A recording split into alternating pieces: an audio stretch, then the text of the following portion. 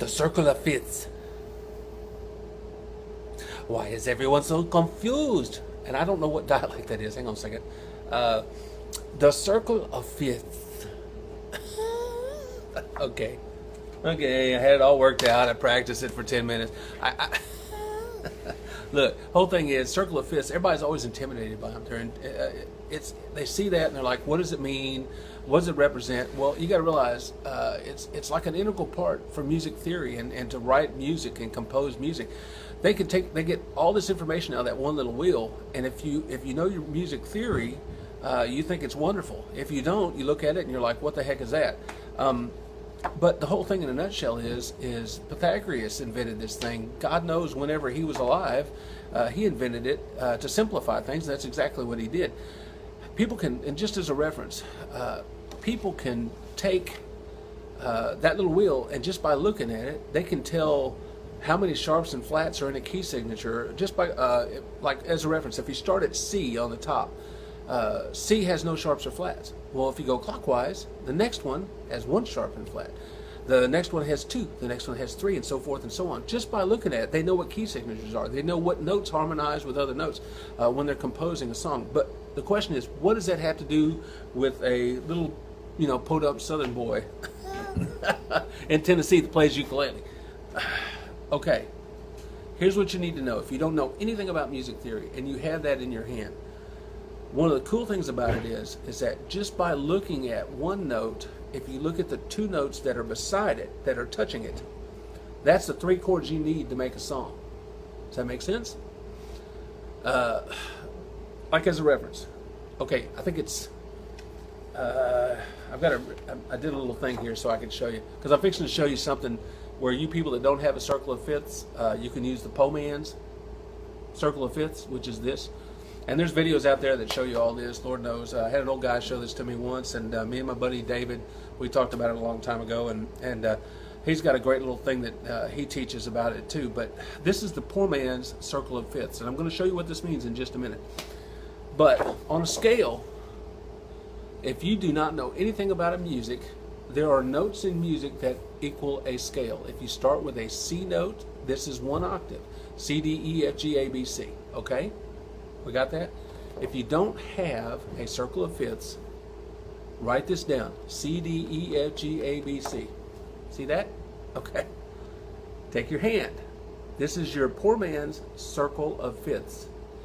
If you want to know what a C chord is, or not a C chord, if you want to know what three chords you can use in the key of C to make a song, simplistic songs, key of C. You start off on your scale down here. There's C, C, go up, D, E, F, G.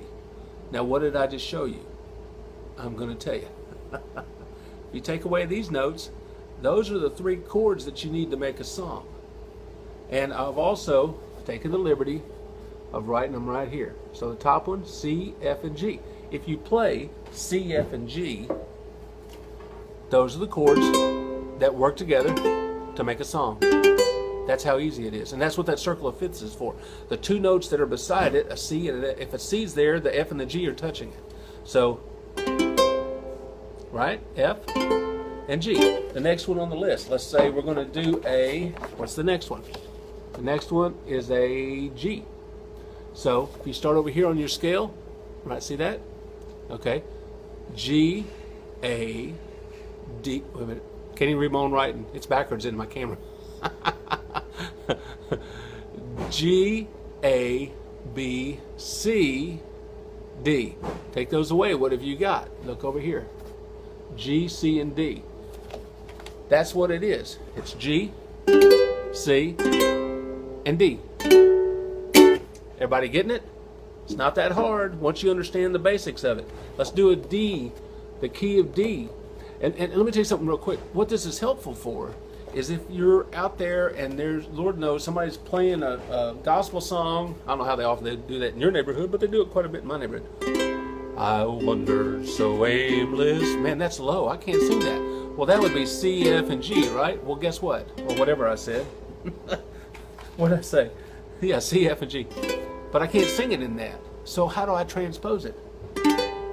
No, I can't sing it to that either. I wonder. Well, I can't. Okay, so that's a G, right? So if that's a G, I go down here and I say, well, what chords go with that G so that I can finish this song out? So we do what we said. We start G, A, B, C, D. So it's the thumb, the middle finger, or whatever, it's third finger and the pinky, and G. I wonder, so aimless life filled with sin. I wouldn't. That's C. See, it's working. I mean, that's how you would transpose it. It's easy once you realize what you're doing. The next one, let's do an A chord.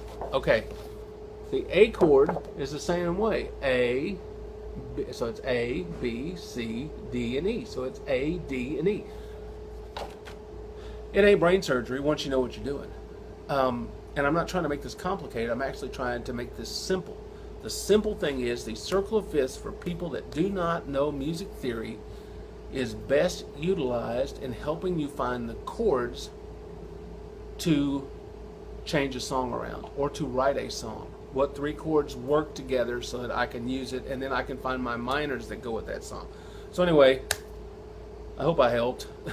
That's a long video. I'm sorry, but I was actually trying to help explain things. A little, you know, circle of fifths tutorial. Anyway, hope everybody's having a good day. Hope everything's going your way. It's about 95 degrees here, and my office in here is about 85 right now because I don't have any air. So a lot of fun today. And if you don't see it, I got sweat going everywhere. God bless everybody.